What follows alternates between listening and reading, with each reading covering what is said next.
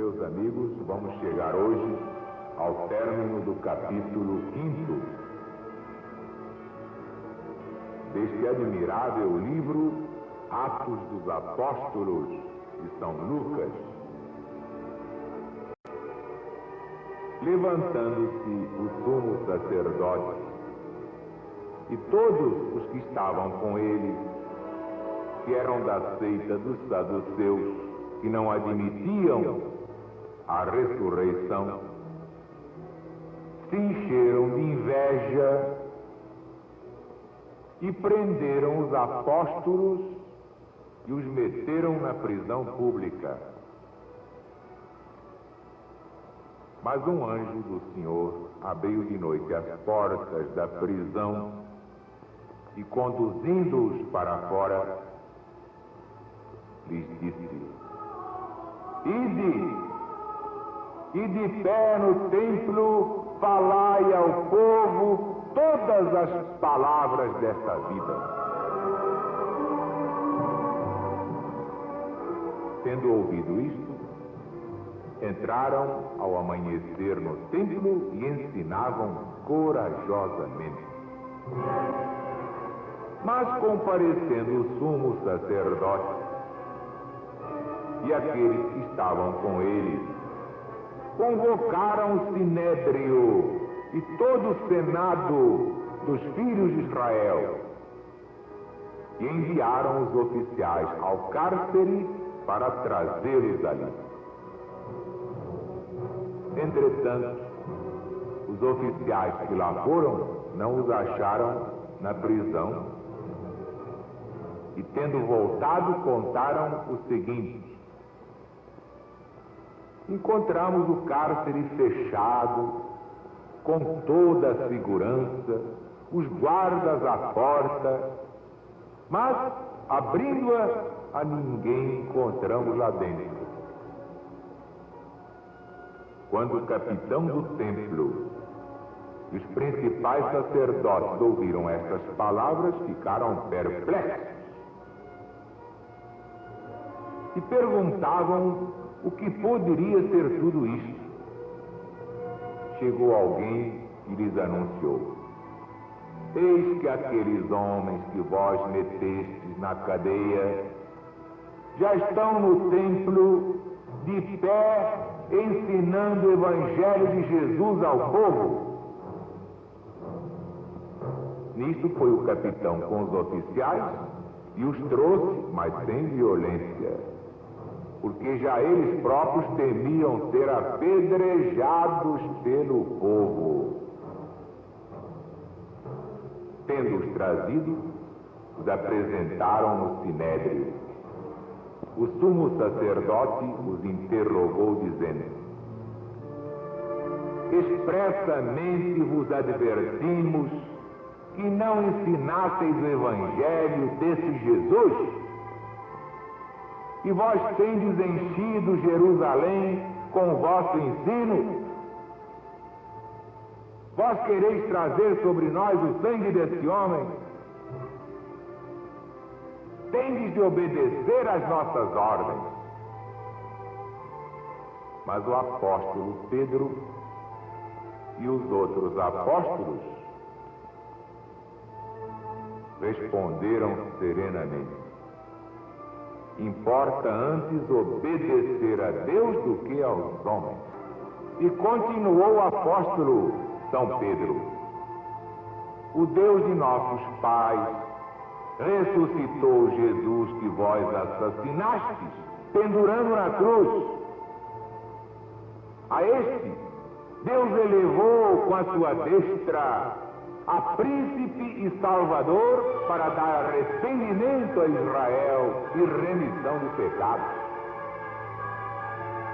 Nós somos testemunhas dessas coisas, e bem assim o Espírito Santo que Deus deu àqueles que lhe obedecem.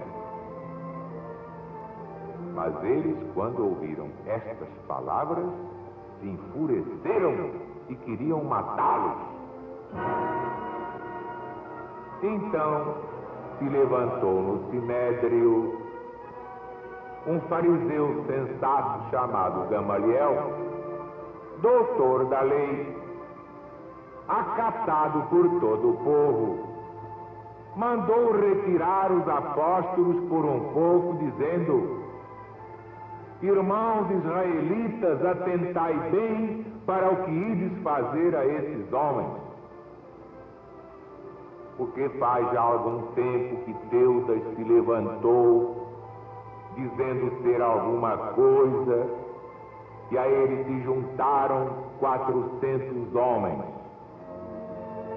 Ele foi morto, e todos quantos lhe obedeciam foram dissolvidos e reduzidos a nada. Depois de Teudas se levantou Judas Galileu, nos dias do alistamento, e levou muitos consigo. Mas também Judas pereceu, e todos quantos lhe obedeciam foram dispersos. Portanto, irmãos, eu vos digo, não persigais esses cristãos, deixai-os pregar. Porque se esta obra é de homem, se desfará sozinha. Mas se é de Deus, não podereis desfazê-la. Não sejais, portanto, encontrados pelejando contra o próprio Deus.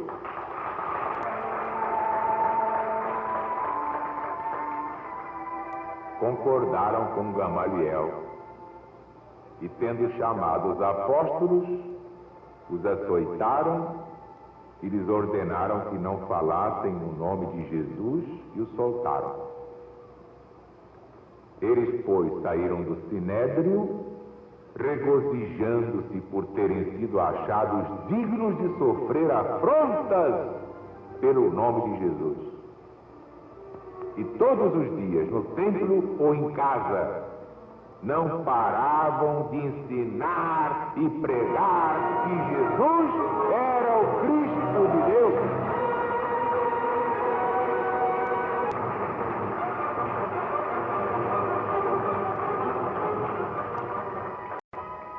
Meus amigos, meus irmãos, isso é uma coisa muito séria. A história se repete em pequenos ciclos, dentro de um grande ciclo. A Terra está girando, girando, girando. Não para de rodar no infinito. E a história se repete na RBD. Nós somos perseguidos por quê? Porque pregamos o evangelho autêntico, o evangelho do princípio, é esse aqui. Mas quando os fariseus modernos malhavam o irmão presidente, e o irmão presidente aguentava firme, é porque o negócio já está aqui, ó. Há 2000 anos também era assim. Jesus disse aos fariseus: vocês vão me matar, eu sei que vocês vão me crucificar, vocês vão querer destruir este templo, mas eu ressuscitarei depois de 3 dias. Eles duvidaram, porque ninguém jamais ressuscitou. Mas Jesus ressuscitou. Depois de 3 dias, apesar da pedra chumbada, Jesus ressuscitou. Só por pirraça. Então, os apóstolos ficaram com um muque desse tamanho. Quando viram Jesus livre da morte, disseram: ué, e não é que ele ressuscitou mesmo? Então a morte é um boato, a morte é uma transição. Então ficaram corajosos, perderam o medo da morte. E começaram a se reabilitar. É o que está aqui. São Pedro desafiando os poderosos, sendo preso, sendo perseguido, recebendo ordens para não pregar o evangelho de Jesus. E o que é que ele respondeu? Importa antes obedecer a Deus, o resto é conversa mole.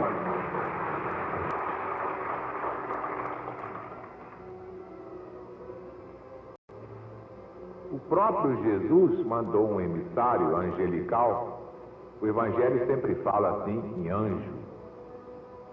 Ora, o anjo é um espírito de luz. Todos nós vamos ser anjos. Não de cara suja.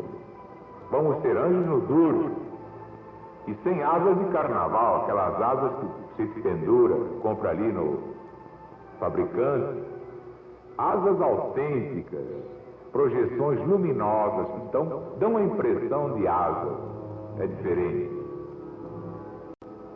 Os apóstolos pregando o Evangelho contra toda perseguição. Então vem o emissário do Senhor e diz: ide, e lá de pé no templo, pregai ao povo todas as palavras desta vida.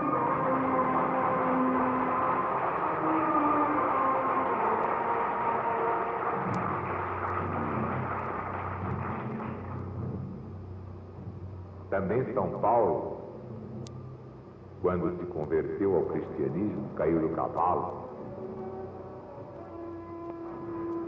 Aí ele viu Jesus. Como eu vi Jesus, se eu não vi, você não estava aqui.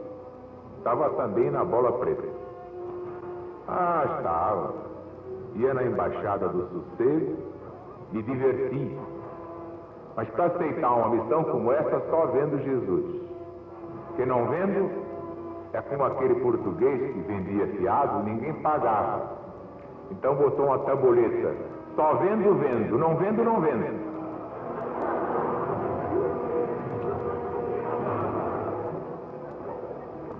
Pois bem,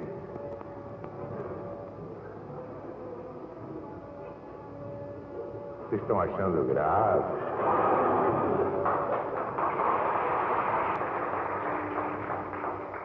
Eu confesso a vocês, é aquela frase de Jesus: o espírito está pronto, mas a carne é fraca. Quer dizer, bem que o espírito, coitadinho, ele quer se aprumar e quer se elevar, mas a carne puxa para baixo. Olha que morenaço, vai lá, olha lá. Para que pregar a Bíblia? Pega aquilo lá, rapaz. Olha lá, tá vendo? Um joguinho na casa do seu Ernesto. Vai até 3 da madrugada e nos intervalos você toma uísque. Uísque do bom, escocês, Scotch. Que evangelho nada, vem pro joguinho. Olha, no sábado nós vamos ter uma reunião de bacanal, hein? Cada um leva uma mulata, arranje uma bem bonita. Negócio é assim, para que evangelho? Negócio é carnaval, é futebol, é cair no fandango, é fazer política, é fazer mexerico, é inventar fofoca, porque a carne é fraca. Jesus sabia disso. De modo que, por que eu vou fazer exceção? Eu devia fazer tudo isso que os outros fazem. Que é a lei do menor esforço. Mas é que eu vi Jesus. Se eu não visse, não estava nisso não. Não estava não, e reconheço que a parada é dura. É muito dura. É preciso ver Jesus. Do contrário, ninguém vai.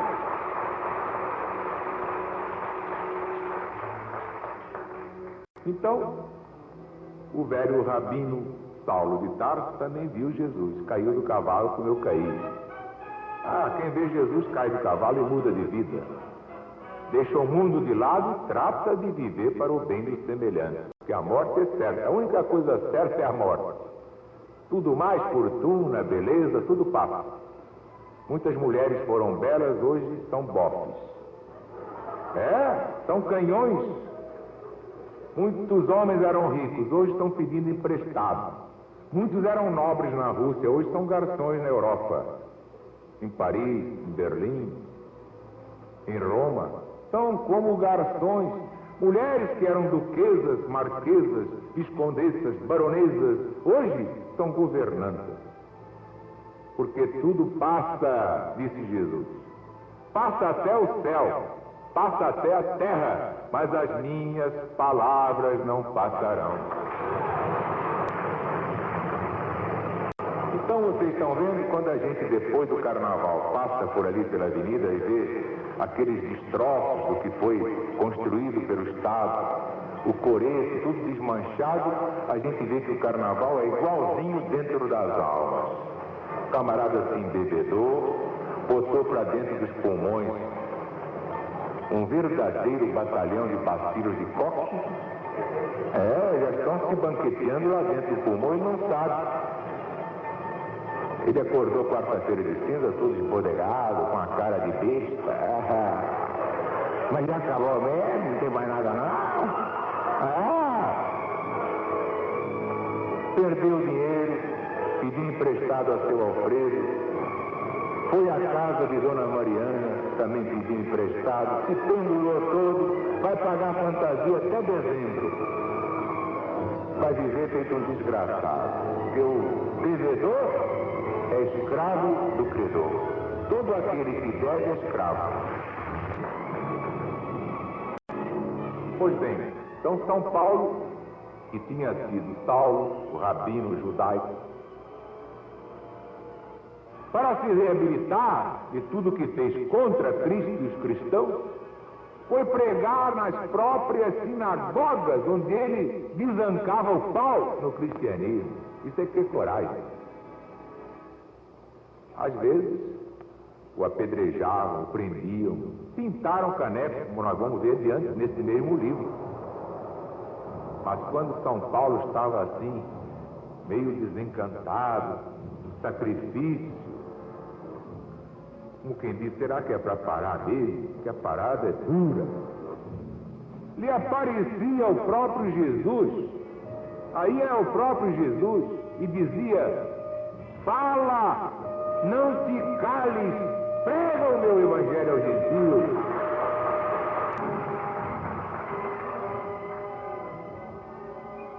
Mas o ponto grande aqui, neste capítulo 5, que hoje encerramos, é esse parecer do Gamaliel. Gamaliel, um fariseu sensato, vendo a fúria dos seus colegas que queriam condenar os cristãos, deu esta palavra espetacular: mas para que tanta bobagem? Por que perseguir esses cristãos? Se a obra deles é de Deus, ficará de pé. Se não é, cairá sozinha. Portanto, tende cuidado, porque se eles estão a serviço de Deus, vós estareis combatendo o próprio Deus.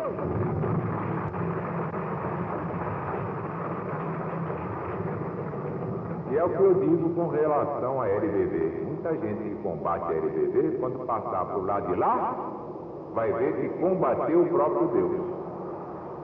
Porque esta obra é de Deus. Este evangelho é de Deus. E quem viver verá.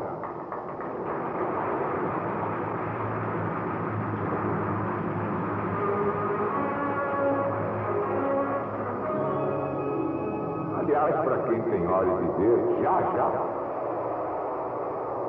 analisando as perseguições em todo o Brasil, contra uma obra que não tem dinheiro fácil, nem do Estado, nem do governo, tendo compromissos pesados a pagar, está de pé porque é de Deus.